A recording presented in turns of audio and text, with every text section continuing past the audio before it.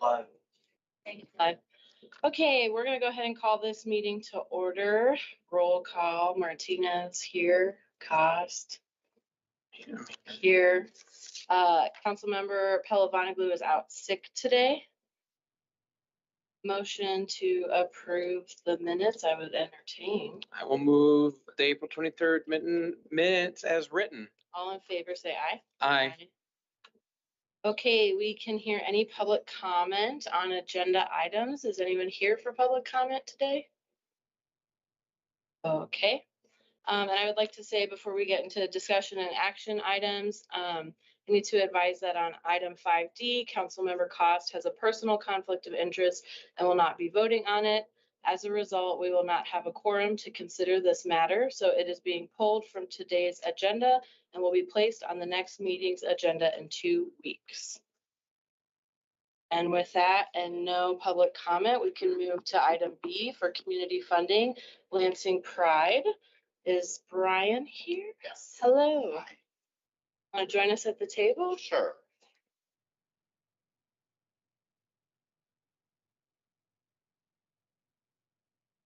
Anything you'd like to share about community funding for Lansing Pride Festival 2026? Yeah, so we're looking at Pride 2026 in Old Town as always. We anticipate a similar crowd and event as last year. Last year we had about 30,000 attendees, 2 stages, multiple local, regional performers and support. And it'll be a great time. Great. Did you have any questions, Councilmember Cox? I don't. I did notice you guys asked for 1,000. We put in there 500, but last year we did give them 1,000. So I guess the only thing I would say is move an amended resolution to make it $1,000 again to match last year rather than the 500. Good to that. Right, so then I would move an amended resolution for 1,000 for the Lansing Pride Festival funding. All in favor, say aye. Aye. Thank you for your service. Thank you so much. Okay, we have community funding for Junior League of Lansing Brunch and Walk with League 5K. Is Amanda here? I'm here. Hello. Hi, good afternoon. So Junior League, we're a local nonprofit supporting women's development, leadership, and training and creating community impact. Our focus areas are food, shelter, and access to food and shelter. This event is an annual fundraising event where we seek funds from sponsors as well as race participants and using proceeds to go towards our mission and objectives. We've been trying to keep costs down. Costs are rising across the board. I submitted for an application for $265 for the venue fees to offset that. We do have other fixed costs from Michigan Running Foundation to support us at the event so that it is safe and secure. So we would, if any additional funds are available, they would be welcome. I don't have any questions. Do you have any questions, Councilmember Cox? No, we looked, first, thank you for doing what you do. I am looking at the resolution we actually have in here 65, and they did ask for four or something, correct? A couple years ago, we did 400. We had a different venue, and that was the price of the venue at that time. So,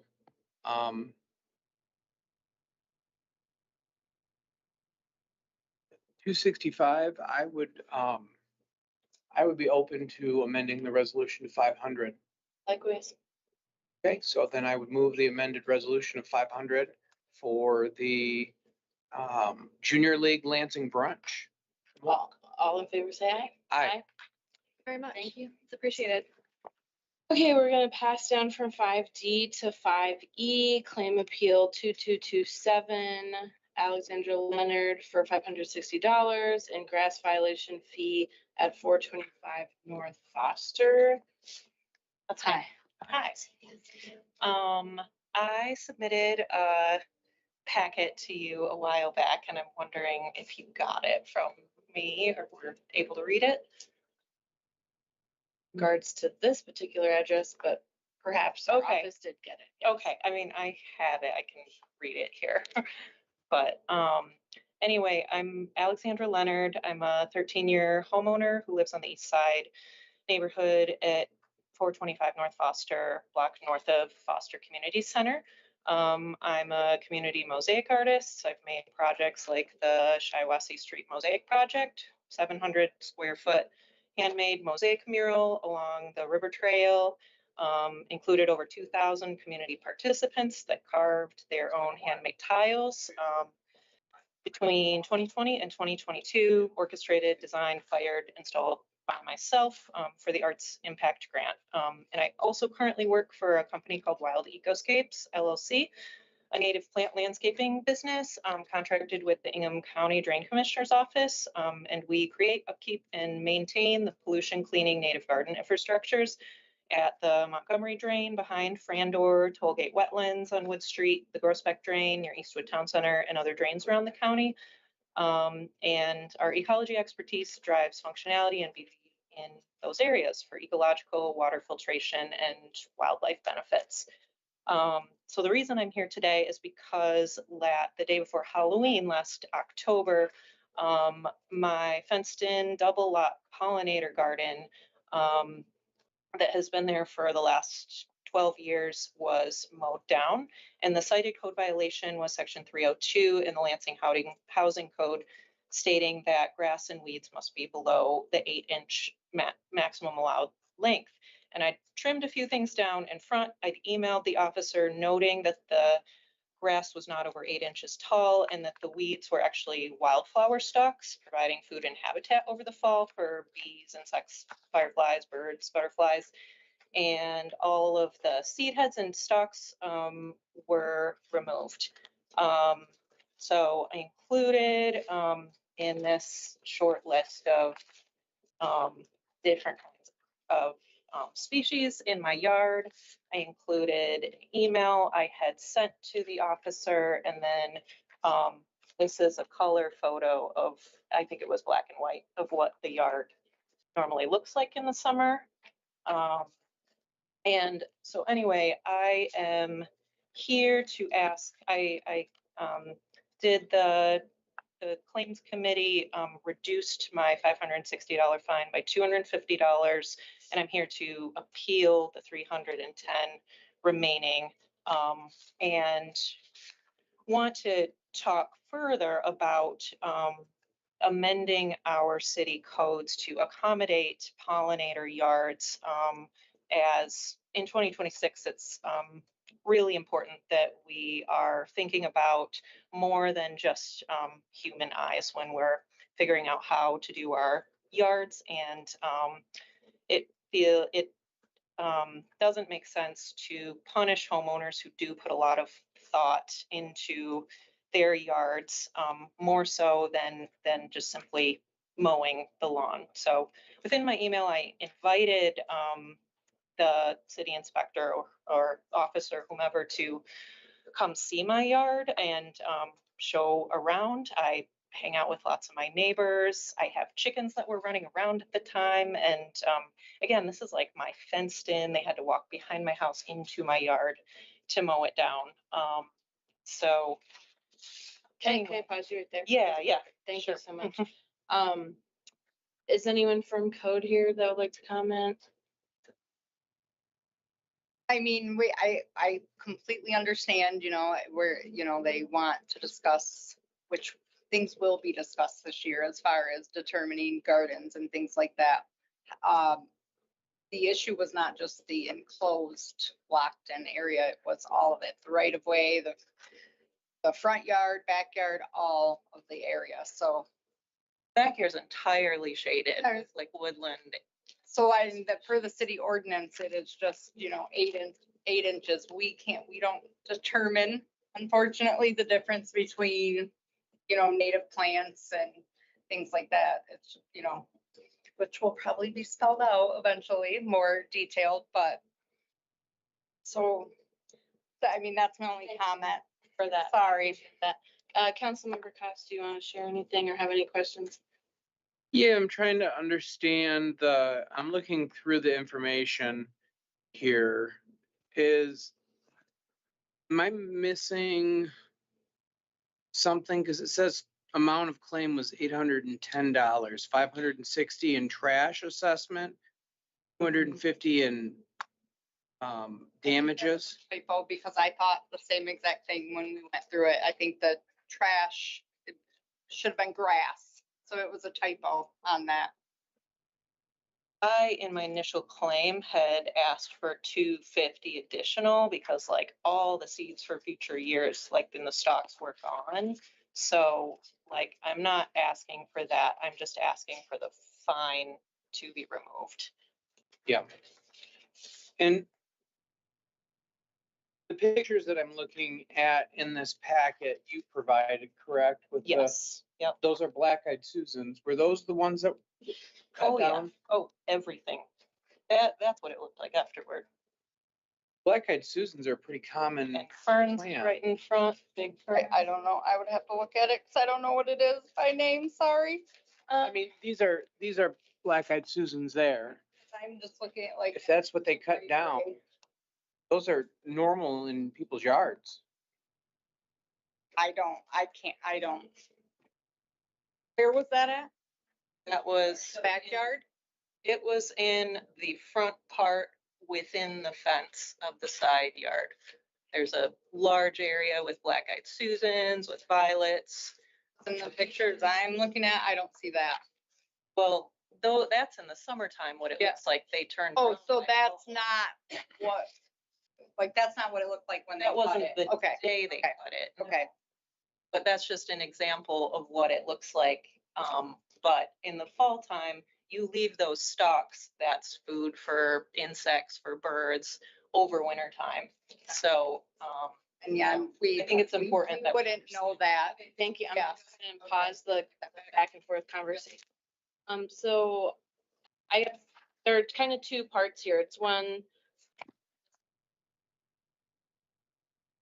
two, just like with the ordinances and just like the zoning in general, is there opportunity, I guess, in the future to have conversation regarding, obviously, something about like natural. It's already started.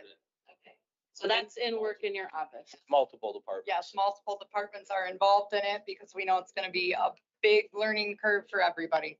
and I'm Yes. happy to be a part of that. Yep. We work with ecologists and And there are a There's couple a- people, I believe from it's in your MSU. neighborhood too, that are part of some of those emails too, And to help. from MSU.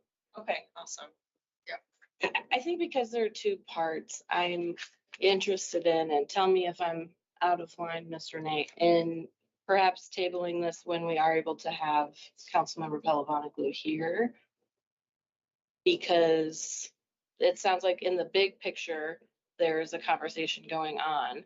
And then with this specific incident, I think it would take another pair of eyes to have a more understanding on this particular claim. Yeah, I can, well, I would have to make the motion. I do have a couple more questions Go real ahead. quick before we jump. And perhaps you can, if we're gonna table this, prepare this for the next time. If I remember correctly, when we adopted the new International Property Code, I thought that that spelled out more species of plants that were acceptable under, policy. In fact, I'm pretty certain that was mentioned during the presentation. So if you could find out. Okay, we'll find out. I didn't think it was in the International Property Maintenance Code, maybe in the form-based zoning. I'm pretty sure this was over the hearing Filled out. for the property code. The second question, I guess, would be to the city attorney's office. Do you know why the partial was granted? Yes, so in reviewing this, the claims review committee, and I'll try to find the exact page. Reference it. There is a section of the code and by extension, the International Property Maintenance Code that discusses weeds and the difference between weeds and cultivated gardens or flowers. So when looking at this specifically, it'll be page 94 out of the packet. I'll bring it around so you can see it. Yeah. So like over here, looked like it had been cultivated like behind there. And so we felt that it was fair to give some of it back, but the rest of it, I mean, there were weeds along Those are here milk weeds and up here. for And butterflies. so so there was work done. Okay, And then the compensatory damages or something that Clean Community Committee cannot grant. yeah. I guess I would move to table this until the next meeting. Proper motion, all in favor, say aye. I, Aye. And then maybe we can have, if Director Van Fossen is able to bring, if you guys are able to bring, maybe just to answer some of those big picture questions about what's to come, just so residents know. We don't have a lot of those answers yet. That's We're okay. at the very Yeah. beginning Yeah. stages, but Yeah. yes. That would be great, so we could have a broader discussion for what's going I on, so agree. neighbors can have more opportunities. and perhaps it would be a good time to have a conversation about what we could do moving forward with Yeah. the ordinance. I'm down. Okay, thank you so much for Thank your you. time. Thank you Appreciate it. for listening. Okay, item F, setting a public hearing on noise special permit for the Public Service Department's request to allow the Lansing Avenue Pump Station project. Hello. Sure.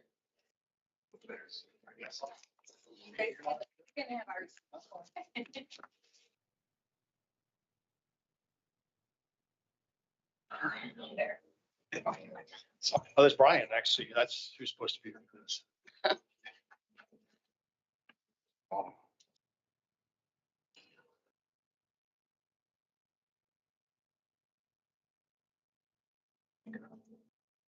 Brian Heights, City of Lansing Public Service. Michael Taylor with Sorensen and Gross Construction. And we are here to get a petition for the public hearing for noise permit waiver for Saturday work for Sorensen Gross to work this season at the Lansing Avenue Pump Station, 1701 Lansing Avenue. We petitioned for this at the end of last construction season, wanted to see how things are going. And then the winter was a little wetter and a little colder than we had hoped for. And they've also had some difficulties this spring trying to get construction and concrete poured due to some delays out of their control with the electrical sensors to make sure that the concrete was coming in at the proper temperature. So this is for Saturday work for the construction season and should be dated to start after final approval by the board and the council. Have any questions to you? Nope. So we would be setting this public hearing for June 8th. So I would move to set a public hearing for the noise waiver on June 8th. All in favor, say aye. Aye. Thank you. Okay, item G, resolution to set a public hearing on special assessment, snow and ice removal, winter 25-26. Aiden, did I pronounce that? Okay. Yes, What's up? public service too. It's annual assessment. This year we handed out 676 violation and all that 202 did not address the snow ordinance there that we have. The property owner has 24 hours to take care of snow issues based off complaints that we received through the phone or through the Lansing connector, and we follow up and within a block of the complaint area there to make sure that it's walkable pathway. So yeah, we're just looking to reimburse or recoup some of that cost that for the contractor to go out there and take care of that snow issue. So. I don't have any questions to you. Nope. And this is set for June 8th as well. So I would move the resolution. All those in favor say aye. Aye. Thank you so much. Okay, we're to our final item, discussion, flooding mitigation, Department of Public Service and Ingham County. I think this was you're a big proponent of this conversation, yeah? Yep. Everyone want to come to the table who can fit? Scooch on up. Down. Yeah. Would you like to know? This is your. Hey, Andy. How you doing? Good. You looking good? Okay. Sure. Yeah. We want to go around and do introductions just for the sake of the minutes. Sure. I'm Patrick Lindeman, Ingham County Drain Commissioner. I'm Tim Edmond. I'm an engineer with Spicer Group and I work with the drain office. I'm Paul Pratt, Deputy Drain Commissioner, and I want to show you my front yard. You've been there. I think it's in trouble with these guys, so, you know. Yeah, I'm in class all day. I don't know what you're talking about. Okay. Go ahead. Scott Allman, I work with the drain office. I produce their videos and things for their website. Kara Juckstock, I do geospatial maps for Spicer Group. I work at the drain office closely with that. Dennisani with Spicer Group, working with the drain office.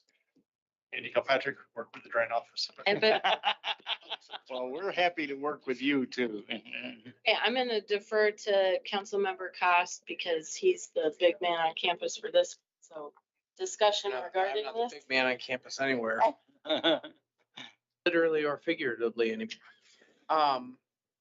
So I guess, obviously we had a wet spring. We got a lot of,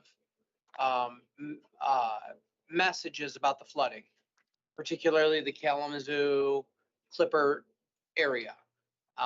We had questions about, the waterfall system that is on Michigan was dry. There's no water, and I think it's still dry, actually. There's no water running through it. Should be running now. Okay. That was one of the questions that came up was, you know, is this supposed to be part of the flood mitigation? And why isn't it running? And I didn't have the proper answer. So we asked everyone to come so we could kind of discuss maybe why some of these flooding issues are happening in that area. It seems to be particularly worse, and what there might be for options to try to mitigate this as the climate, I think, is rapidly changing. Okay. I can start out, I suppose. One, the Michigan Avenue waterfalls don't work in the winter because the wind blows the air or blows the water around and it freezes up the road. That's a state highway, Michigan Avenue, that's a section of it. And they don't want it icy, which We don't why they weren't. Yeah. Yeah. Even when it was yours. And so we turn the Michigan Avenue fountains off during that time, unless it gets up to around 50 degrees or something like that. Usually in the spring, they go on and they stay on. The back waterfall is different. That is turned off in the winter, but the water still circulates. It just doesn't come down that great big waterfall. That waterfall is meant to circulate the water when there is steady weather. If it gets over an inch of water that comes through the system, that waterfall automatically turns off because it doesn't want to pump onto the roads.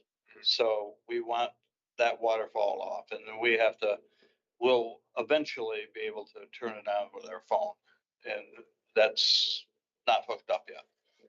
But generally speaking, that whole drainage system is not meant for flooding relief. It's not for flooding relief. Let me say that again. It's not for flooding relief. And it takes out of the system 50 to 75,000 pounds of pollution annually. And it works. And we have a chemist that's testing it now and will be for the next 3 years. And every year they'll give us a report and we'll share it with you guys. And, but it works.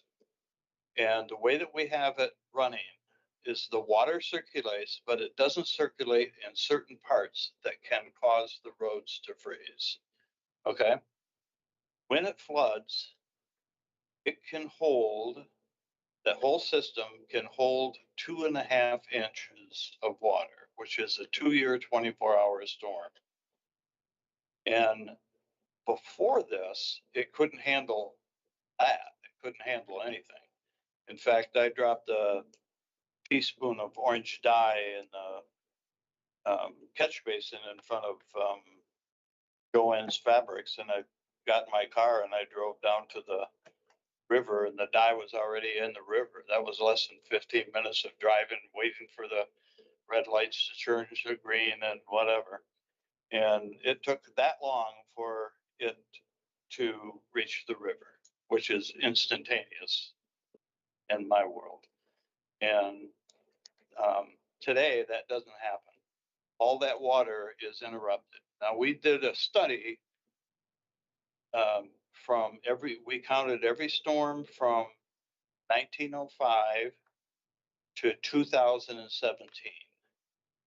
And we came up with 96% of the time is 2.5 inches or less. Now, given the fact that the 100-year floodplain is where lobster, what do they call that place? Red Lobster. Red Lobster. Lobster. Red Lobster, where that dumpster sits is the end of the northern part of the floodplain. Now, that it puts half that watershed, half that square mile in the water, in the floodplain. And I can't handle all that water. There's just no way. When the river overflows its banks and comes up, I can't do anything about it. And everything below that, the Montgomery drain handles 2.5 inches or less. And it isn't meant for flood patrol or flood relief at all. However, having said that, it relieves 2.5 inches of water, but that's like a drop in a bucket compared to the Red Cedar River flows billions of gallons, and that's hundreds of thousands of gallons of water. And it's like a line on a graph. It's like a pencil line on a graph. It's that thick toward the bottom, and it hardly ever shows up.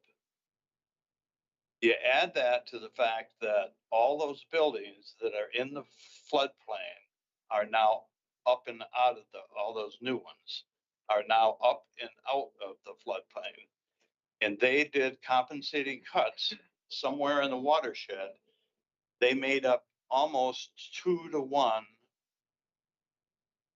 differences. Like they took up a cubic yard of air here at the drain.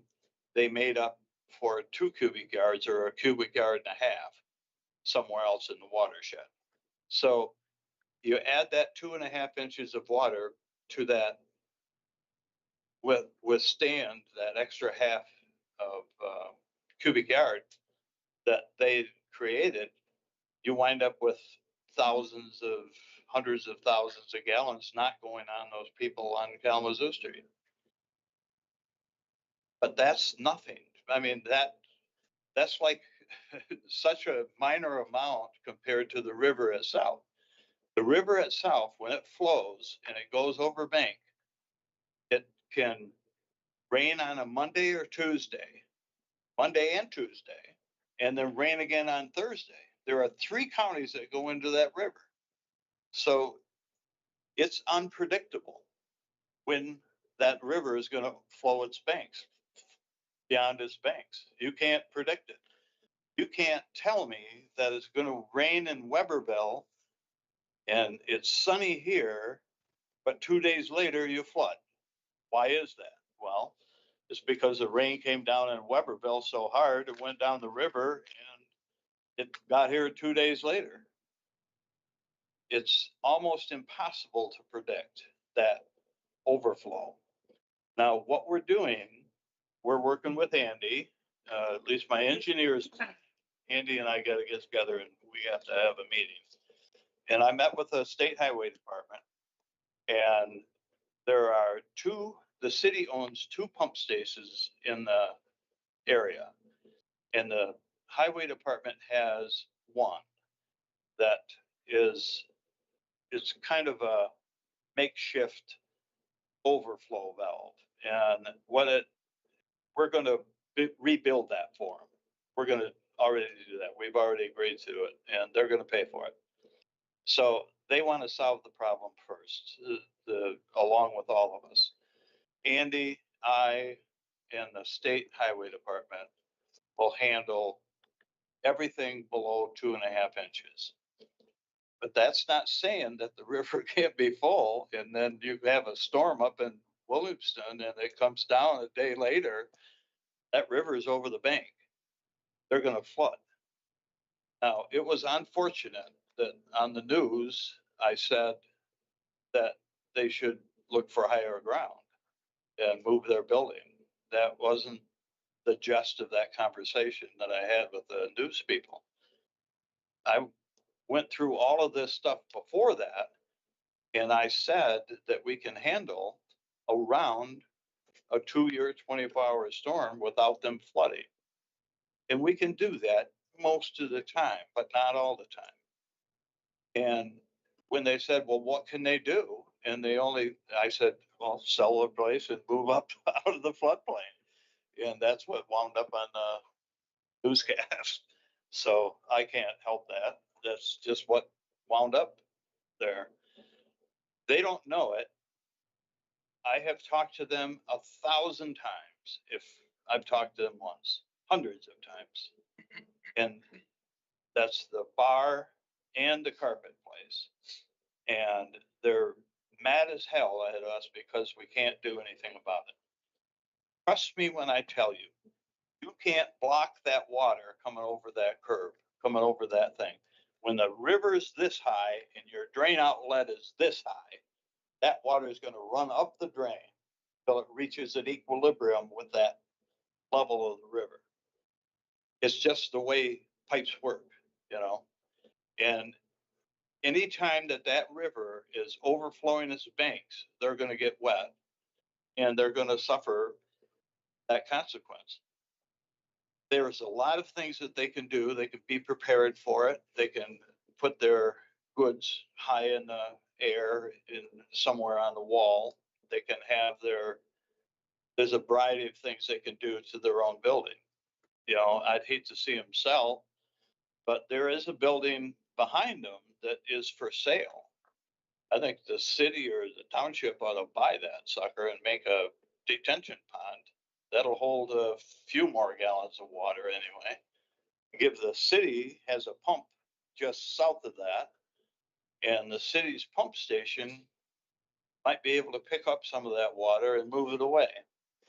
But that's such a minor amount of water compared to what's coming down the river. What's coming down the river is huge. Now, I sent Renee a link to a webpage that describes the river and how it works. And I would hope that if you haven't watched it yet, you would watch it. And it can answer all your questions for you. And trust me when I tell you that, well, you don't have to trust me at all, but Andy and I and the highway department care. We care about those buildings. And we care not to make them wet, but they're going to get wet regardless. I can't stop it. You can't stop it. You can't, for $500 million, you can't build a levee around that place. Block off that road. You can't do that. It's when the water comes, it's going to come. And it came. Do you have any questions or thoughts? No, I think you covered it pretty well. And thank you for clarifying the water, the Montgomery drain and the waterfall system. I knew that it was for removing the pollution, not necessarily for retaining water, but I thought it was important that you did spell that out. I've said that so many times to the Chamber of Commerce and everybody. The Chamber of Commerce knows, and I'm ashamed that the Chamber of Commerce, on behalf of its memberships, doesn't have a floodplain map in the city. And it should have, and it should advise those businesses that want to buy property That's a floodplain. They should prepare. It's a floodplain. They're gonna get, you can't change that, you know? And that is So- Lansing Township, that area that tends to That's flood. Lansing Township. I mean, so essentially there are, I'll call it 4 stormwater systems in the area. So we have Montgomery Drain, Mhm. and our Clippert pump station used to take Clippert, but a lot of that actually goes to Montgomery Drain now. So the Clippert pump station has plenty of capacity. And then we'll have what I'll call MDOT system, which is Homer and Howard, even though a lot of that goes to Montgomery Drain now. So it's really Right. Saginaw, a little bit of Saginaw, Howard south of Saginaw, and really the bottom end of Homer that goes to that outfall that we block off and pump over. And then kind of west of 127, significant amount of that goes to the Harton pump station, which is 2 pump stations. There's a sanitary and a storm pump station. And in kind of this event, Harton doesn't really come into play. The MDOT system does. Clippert, we actually kind of bypass pump some into Clippert because Clippert could take that, no issue. But I think as was pointed out, MDOT doing the 127 project, they're trying to figure out how they can make Homer and Howard work better. We talked with them about kind of sending that to Clippert pump station. Their folks said, well, we don't like pump stations because they can fail even though we have redundant power there. But the problem now is when river elevation gets to a certain level, there is a gate there for the outfall. You can't help it. If you don't close the gate, it's going to come back up to whatever that river level is. So we close the gate. Then we have to keep pumping until it goes down to keep the upstream part dry. And I think our calculation was between the 2 events, we pumped over 100 million gallons there. And that 100 million that he's talking about isn't anything to the hundreds of billions of gallons in the river. It's hard to pump that much water, but as far as an effect, no, that's honestly. It has no effect on them. That's our sanitary pump, our wastewater treatment plant will process that in a day when we have a rain event. That's the entire city, but it's still, this is over multiple days and it was keeping it less wet. That's But right. it did not keep it dry. That's right. So we're doing everything we can to make their minor storms retreat and try to handle that water. When the river is heavy with water, it's a problem for us. Even the smartest people in the world can't make that water run uphill or downhill. You can't make it go away fast enough. And that happens. It happens sometimes 6 times a year, sometimes none, sometimes not at all. It'll never happen. And they buy it in 4 or 5 years and they don't flood at all. And all of a sudden they'll flood 5, 6 times. You know, the 100-year storm is actually 1% of all the storms in 100 years. So from 1905 to 2017, that's more than 100 years. The 100-year floodplain level is that whole watershed would have to pick up 5.67, I think it is, or something like that. 5.8 or whatever, 5.67 inches of water for it to reach that high. Now, I have pictures of the flooding in 1895, in 1904, and in 1933, I think, and in 1954, I have flooding where that street has flooded. That building, the buildings that you're talking about, were underwater. And they were in the 1975 flood. That whole street was covered. I got a picture of it. They got a guy with a boat going down Dagwoods, you know, houses underwater. Their whole roofs are underwater. Cars are completely buried. And that's a 40-year storm, let alone a 100-year storm. Now, I have plans for that drain system. When the city's ready, Andy and I will talk about it, and we'll talk about whether or not it works or not works or whatever. But it includes buying all those properties up. I've talked to most of the commercial properties in the area west of the highway. And most of them have said, yeah, if you offer us a decent price for this building, it's yours. We're out of here. They don't want to put up with the water either.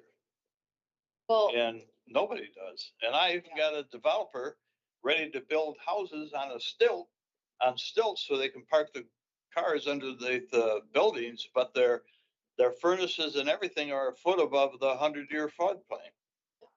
So, you know, nobody has to lose a place to live. They can all have a place to live, but we can fix it so that nobody gets hurt. And that's what we want to do.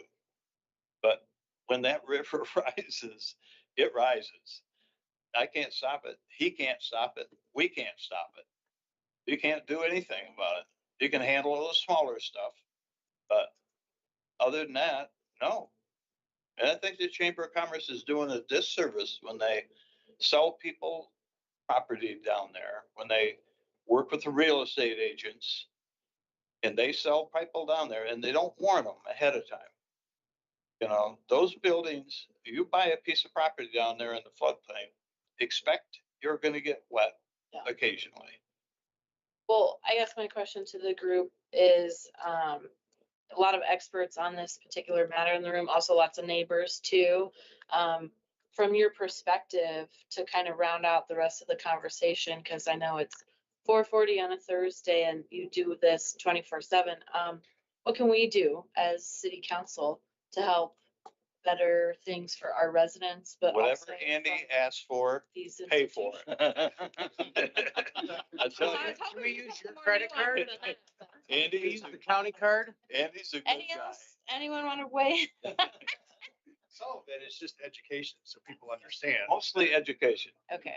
That's what I Education. did my master's degree and PhD studies. The paper, the first chapter of that paper was about education. That was a master's degree, and the rest of it was all about education. And educating people on how the flood works is one of the key components to making it not be harmful. Okay. When people know enough to get out of the way, when that water comes, you know, they can be as mad as they want at me. That's okay. I'm used to that. They can call me all kinds of names if they want, but I can't stop that river from coming over the bank. Once it comes, that's billions of gallons of water. You're talking a lot of water. Did you have something you wanted to add? Well, I was going to add that, you know, during the process for that development occurring at Red Cedar Golf Course, the Red Cedar development, there was a lot of talk about whether there should be early warning systems installed in place. There was a lot of discussion about the processes that the owners of those businesses and those landlords for those tenants, that the things that they would do to warn them. That was very specific to that development. I don't know that everything that was talked about was done or implemented, but there is a lot of technology today, both already in place and also available, that could be used to educate the public. I would bet that most of the people that recreate along the river have no idea how high above their head the water can get there. And, you know, having signage that helps people Let me give understand you a that's pretty cheap and probably pretty valuable.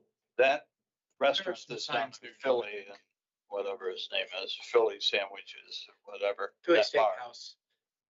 That steakhouse would have to be lifted 18 feet above the ground to be out of the 100-year floodplain. 18 feet. Michigan Avenue will be over 6 feet deep in a 100-year storm. And if you make that water level go across and it's all level, it goes all the way up to the Red Lobster dumpster. And you can get up that dumpster and look downhill and see the valley down there. You try it sometime and you'll be surprised. And when that fills up with water, all bets are off. You can't handle it. There isn't enough money in the world that you can handle that much water. You just have to let it go away.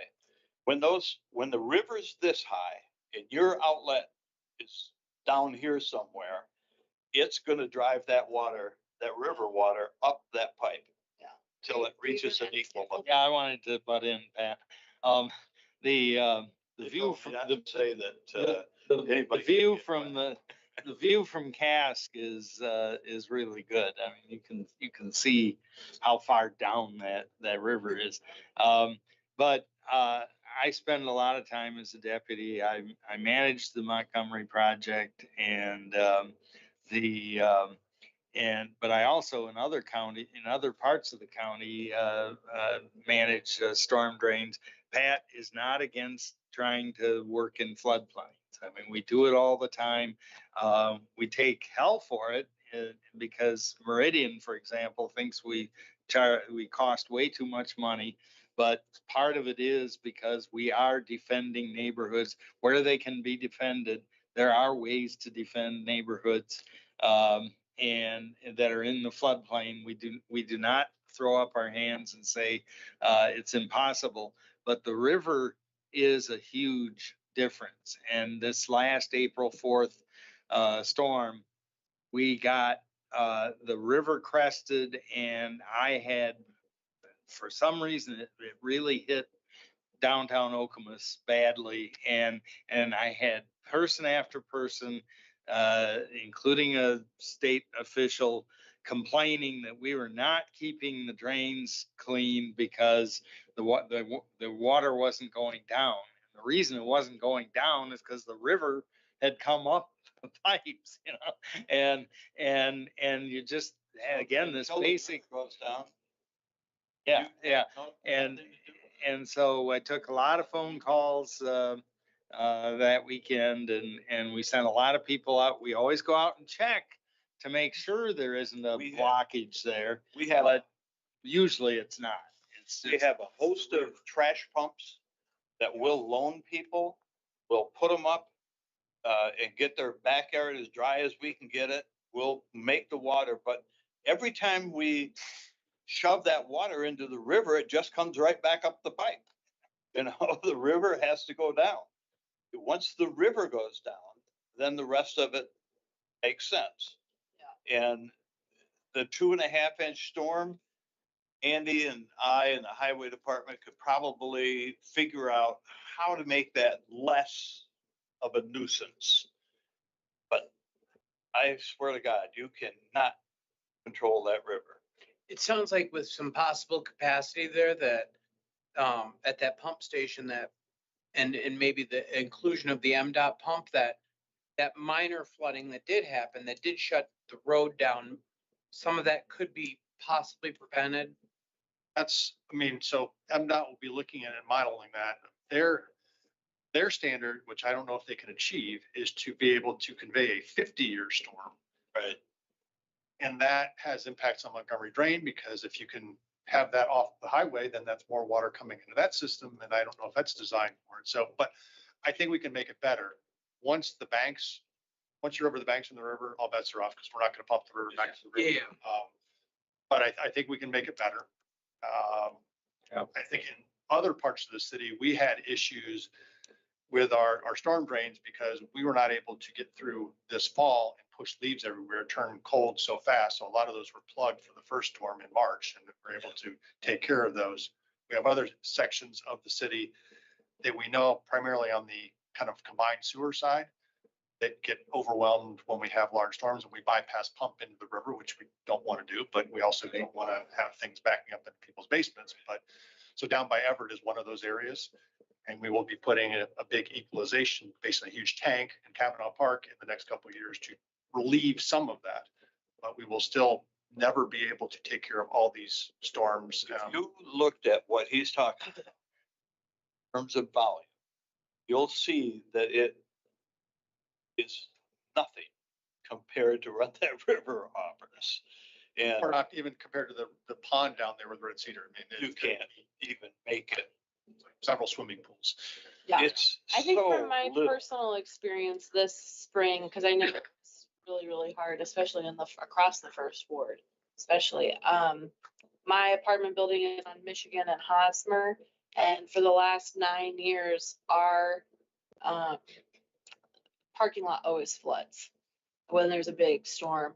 And sometimes the basement floods, right? Like a good 2 inches. And so I know neighbors in my building are grateful to get more information and education about this. But I don't know, they did something within the drain. I'm not the expert in that, but for whatever reason, after the big April storm, it was significantly better just all around. So looks like some landlords, took some ownership, but also down at Everett, my classroom used to flood all the time. And I don't know if it was through the city or the district, but it's not even with these big storms. So knock on wood, at least for right now, If you get the water out of one place, it goes somewhere you have to put it someplace else. Yeah. And today's flooding. How about Delta? You can make it go underwater. That's right. Yeah. I'm working on that. Well, I know we're both open to conversation, but also feedback. So if there's anything we can do to help with the education or the funding piece. There's one of the things I want to say. Yes. And in that video, you'll notice the dam at North Lansing, it's underwater. Whether you take that dam out or you don't take it out is really irrelevant to that watershed being changed much. What changes that watershed is the bridge at Kalamazoo Street going under, the railroad ties and their bridge downstream, and the Pennsylvania Bridge. That those three are the main conductors of friction for that water to go through. And all the while, that river takes in more and more water. And when it comes down from Weberville and Williamstown Township and Livingston County and Shiawassee County, you can't, all bets are off. Yeah. There's just billions of gallons of water. You can't make it go away. They're all paving their way to prosperity up there. Yeah. More SEV, more housing, more buildings. That's why I think the flooding was worth downstream kind of Grand Rapids area than it was here too. That's right. All that water even that we're putting in there. That's right. It's down to. And if we put a weir up, we have to find a place to put that 100-year storm. Now, it's at least half the cost of that $500 million or more in trying to find a place to put that water without doing anybody any harm. Where are we gonna put it? The best thing to do, they're in the floodplain, they're gonna get wet, and you can't stop that from happening. What I can stop, and what Andy can stop, is some of the minor storms. That's it. One last thing, so in relation to the things that MDOT asked the drain office to do, like next week, we're meeting with a contractor to expedite that. I think it was, generally understood with MDOT that Pat's office could basically make that happen faster than they would be able to do it themselves. So I would expect us to have. We're gonna do an emergency and make it happen. That'll take care of a half an inch of that water. Yeah. But that's it. It sounds like what was asked is happening then. There's some progress being made. It might not fix everything, but there's certainly progress moving forward to try to address it however we can. That's right. Or can't. We've always done that. And I've worked with the Lansing Public Works Department hand in hand for all these years. And I've worked with the Highway Department and they're golden. Yeah. Both instruments are golden to work with. But there's only so much that we can do. Yeah. Well, thank you all so much for taking time out of your Watch that afternoon. website. I will. Hinghamdrains.org. Yes. Watch and it. If you can't find it, I can reset. Thank you. Councilmember Costa is, I think, the fiercest advocate for getting information out to residents. So I'd be happy to partner with him and make sure we get this out to folks and also advocate. We have two people down here that live on the east side three of them. And they're familiar with the flooding and they know more today than they ever knew about water before. And like the webpage was created by by Kara. And Scott did the video for it. So I brought them along to explain how they made it work. I'll But- give it to our biology teacher at Everett to show. Yep. Oh, I think. Make it, just understand how it works, Yeah. because if you don't understand it, you can't report to the neighbors. Yeah. You know, and I feel sorry for them, but they bought that land cheap. And they're gonna have to suffer through the wetness of that land. Well, thank you all so much for coming today. Do you have anything else? Okay, we are adjourned. Okay. Thank you.